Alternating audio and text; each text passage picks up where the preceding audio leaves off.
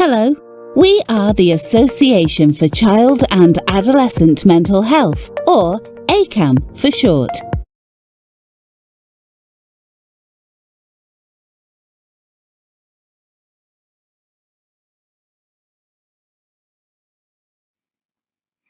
Hi, my name is Rebecca Anthony. I'm a Research Associate for Decipher, the Centre for the Development, Evaluation, Complexity and Implementation in Public Health Improvement Research, and the Wolfson Centre for Young People's Mental Health, both based at Cardiff University in Wales in the UK. Today I'm going to be talking about a paper called Young People's Online Communication and its Association with Mental Wellbeing, results from the 2019 Student Health and Wellbeing Survey. It was led by myself alongside colleagues from Cardiff University and the University of Michigan, and was recently published in Child and Adolescent Mental Health. So briefly today I'm going to be talking to you about the background to the study, the methods that we use, the key findings and some of the conclusions. So interpersonal communication is one of the most common activities for young people to engage with online. Most young people have a social media profile and use the internet to communicate often.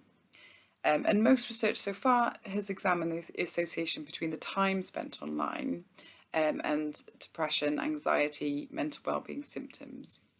However, kind of lumping together all social media in this way doesn't allow to look at some of the nuances in terms of what they're doing and who they're engaging with. So there's huge variations to what people are doing online. Going on TikTok and watching YouTube videos isn't the same as kind of direct messaging a friend or kind of playing video games with friends you've seen at school that day. And this homogenous view of social media doesn't allow for aspects such as who the young people are engaged with, and that's something that we were really interested in this study. So for this study, we used data from the Student Health and Wellbeing Survey, which is a biannual survey administered to 11 to 16-year-olds secondary school pupils in Wales, and it was developed from the World Health Organisation's Health Behaviour in School-Aged Children, or the HBSC survey. It aims to monitor adolescent health behaviours in Wales to kind of increase our understanding and inform policy. It covers a huge amount of themes such as mental health and well-being, school life, physical activity and diet, family and social life, relationships, substance use and gambling. And so for 2019, over 119,000 students from 198 schools across Wales completed the survey. So it's a fantastic resource and provides a nationally representative sample of adolescents in Wales. So what did we do with the survey? So we looked at responses from over 38,000 children and young people, so a subsample of the main survey who were asked about their kind of online communication behaviours. So we examined the association between online communication and mental well-being. We used multivariate models to assess the relationship between who adolescents were communicating with online and their mental well-being. Within these regression models, we controlled for confounders such as passive social media use, i.e. using social media to escape from negative feelings, friendship quality, how they perceive their relationships with friends, and cyberbullying. So some of our key findings. We found that students are highly engaged on social networking sites. Many were using these sites daily. We found frequent online communication with their best friends and their kind of wider friendship groups were associated with higher levels of well-being.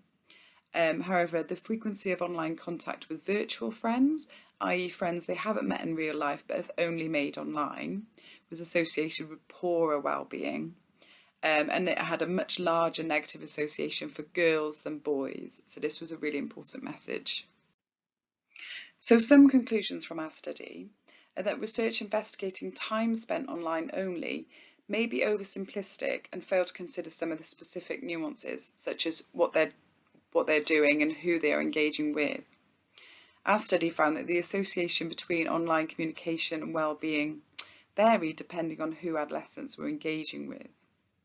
Rather than overemphasizing the significance of time spent online and uniformly casting online communication as something that needs to be heavily monitored and controlled, education for young people and their parents should acknowledge the possible benefits of online communication with existing friendship groups while limiting harms.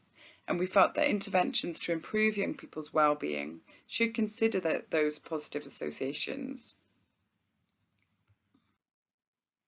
Okay, so thank you for listening today to this brief summary of our paper.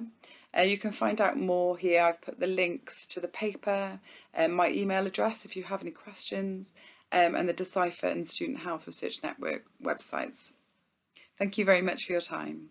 Find out more about becoming an ACAM member and to be part of the advancement of child and adolescent mental health, visit www.acamh.org.